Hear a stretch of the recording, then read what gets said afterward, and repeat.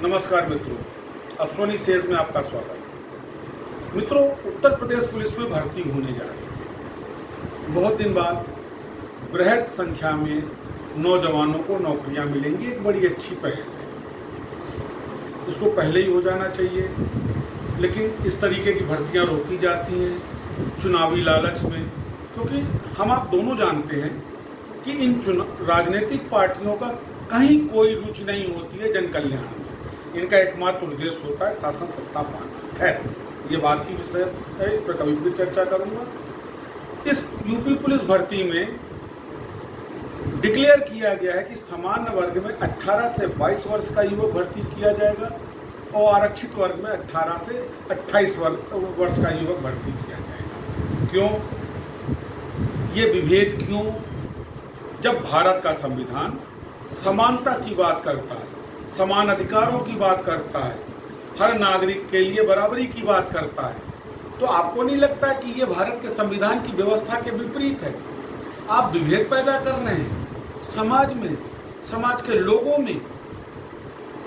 क्या जुडिशरी को समझ में नहीं आ रहा है? हालांकि हजारों बार जुडिशरी ने इस बात को कोट किया है कि आरक्षण देश को खा रहा है, लेकिन इन राजनेताओं को समझ में नहीं आ रही। क्या सामान्य वर्ग का बालक जो है वो 28 साल की उम्र में कमजोर हो जाता है और आरक्षित ज़्यादा ताकतवर हो जाता है? हम पुलिस की भर्ती कर रहे हैं, वैसे भी कट ऑफ का खेल चलता है आरक्षण के आधार पे।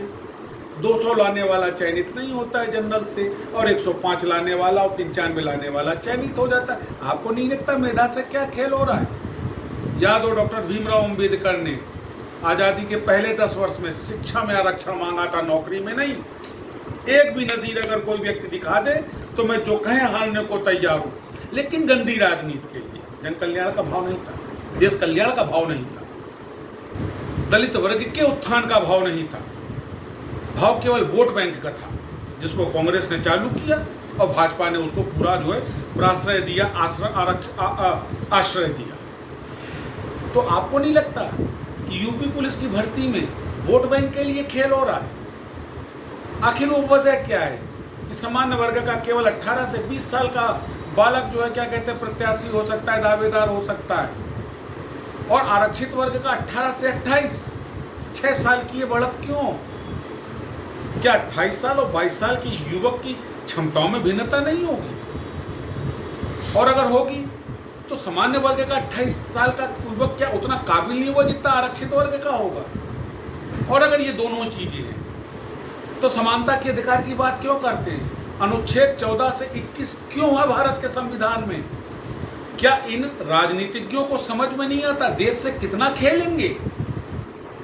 लेकिन इन राजनीतिज्ञों की कमी नहीं मित्रों, ये कमी हमारी आपकी। हम आप कभी इस मुद्दे पे बात नहीं करते।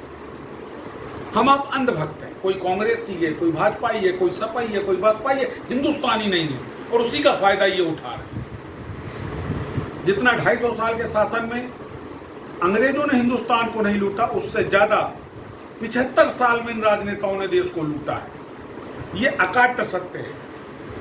उसी तथाकथित भ्रष्टाचार की बात वर्तमान सरकार भी कर रही है, 2014 से कर रही है। ये अलग बात है कि आज ईडी और सीबीआई ने इतने नेता नहीं पकड़े होंगे जितना अपना डर दिखा करके भाजपा में स्थानांतरित किए। इस विषय पर भी चर्चा फिर करूंगा, लेकिन मित्रों सोचिए और आवाज बनिए कि आरक्षण के नाम पे ये खेल बंद किया जाए।